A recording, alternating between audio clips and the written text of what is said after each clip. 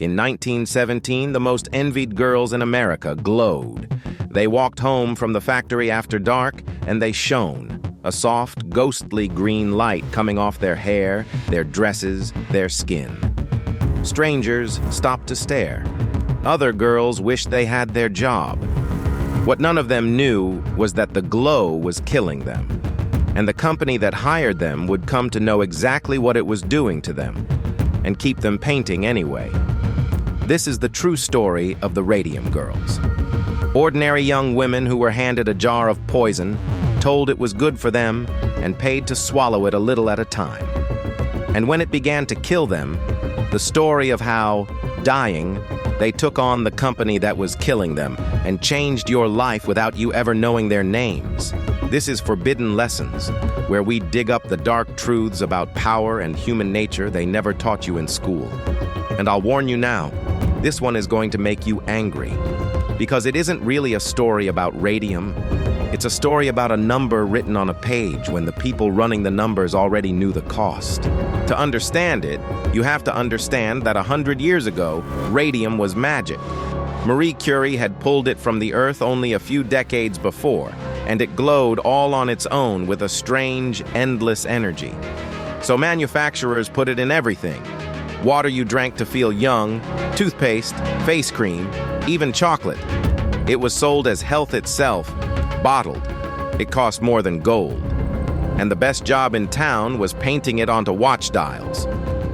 At the United States Radium Factory in Orange, New Jersey, hundreds of young women, some of them still teenagers, were hired to hand-paint the numbers on watch dials so soldiers could read them in the dark of the trenches.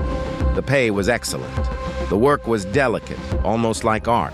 Girls lined up for it. There was only one trick to it.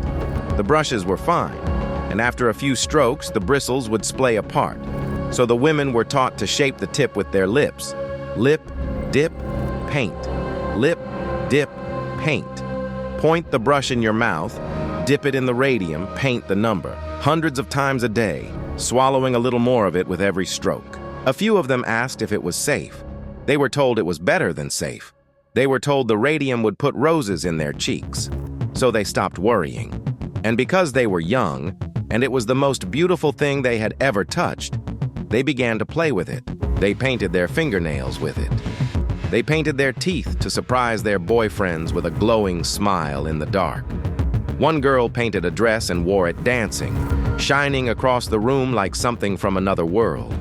They called themselves the Ghost Girls. They thought they were the luckiest girls in America. And then, a few years in, one of them got a toothache. Her name was Molly Maggia. She was 24. The dentist pulled the bad tooth. Then the tooth beside it went too. Where they had been, painful sores opened and would not heal. It spread through her mouth and then into the bone of her jaw itself. The story goes that, in the end, her jaw had crumbled beyond saving. In September of 1922, Molly Maggia died at 24. On her death certificate, the doctors wrote a cause she never had, syphilis. It was the first move of the cover-up, and Molly was only the first. Across the factory, the same nightmare spread, teeth loosening, jaws failing, girls growing pale and exhausted, their blood thinning to nothing. One woman's leg is said to have given way beneath her as she walked, the bone gone soft as chalk. They were being poisoned from the inside, and not one doctor would say why. But someone could have said why. Because inside that very same company, the men who worked with radium were being protected. The chemists handled it behind lead screens. They wore lead aprons and picked it up with ivory-tipped tongs, careful never to let it touch their skin. Their own scientists had already raised serious alarms about radium. The men had lead aprons. The girls had their lips. The same company that armored its chemists against radium was telling the women who ate it all day that it would make them prettier. That is not ignorance. That is a decision. And when the girls began to die, the company did not stop. It fought. It commissioned an independent study. And when that study linked the illness to radium, U.S. Radium buried its findings and paid for new ones that said the opposite.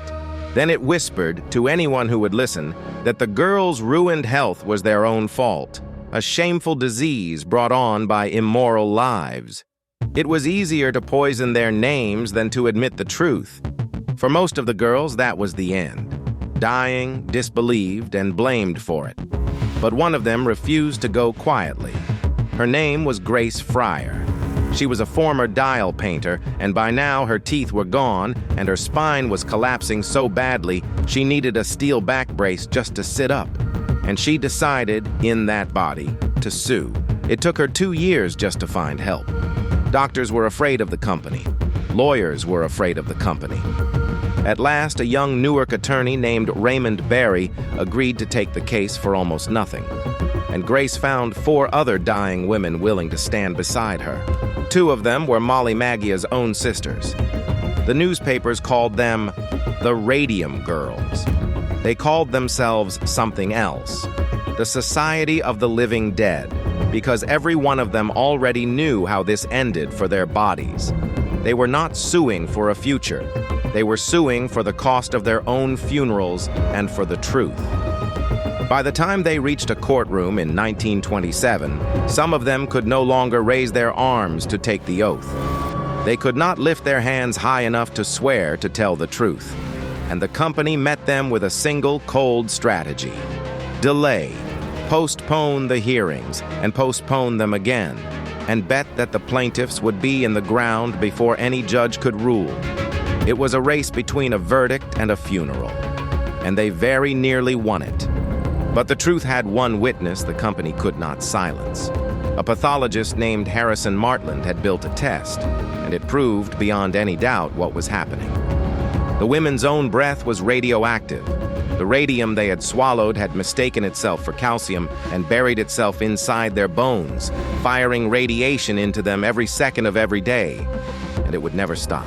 Because radium has a half-life of 1,600 years. The poison in those women would still be dangerous long after everyone alive today is gone. And there is a detail here you will not be able to forget. Years later, when investigators exhumed some of the girls to examine their remains, the bones were still radioactive. A photographic plate laid against them glowed with their light. Decades after death, they were still shining in the dark, all on their own. That was the evidence, and it was undeniable. In June of 1928, days before the trial would finally decide it, U.S. Radium settled. Each surviving woman received $10,000 and $600 a year for the rest of a life now measured in months, and their medical bills paid. It was not justice. No amount could be, but it was something no company had ever been forced to say before. We did this, and it still wasn't over. Hundreds of miles away in Ottawa, Illinois, another company had been doing the exact same thing to another group of girls. There, a dying woman named Catherine Donahue, wasted down to under 70 pounds, too weak to walk, testified from a bed carried into the courtroom. She won her case. She died within weeks. But she won.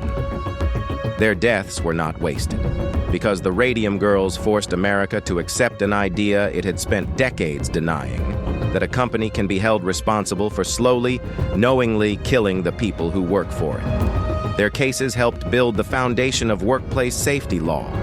A line runs from their ruined bodies to the safety rules, the warning labels, and the agencies that protect you at your job today. You have never heard their names. You are safer because of them. And here is the forbidden lesson they never taught you. The Radium Girls were not killed by a poison. They were killed by a calculation, by men who knew and decided that the women's silence was cheaper than their lives. And that calculation did not die in 1928.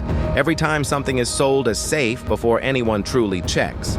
Every time a warning gets buried because a recall costs too much. That same cold math is running somewhere right now. They were told the poison would make them beautiful. And it did. It made them glow. It is glowing in their bones tonight, 100 years later, the most honest evidence any victim ever left behind. So remember them: Grace Fryer, Molly Maggia, Catherine Donahue, the girls who glowed. So be honest with me down in the comments.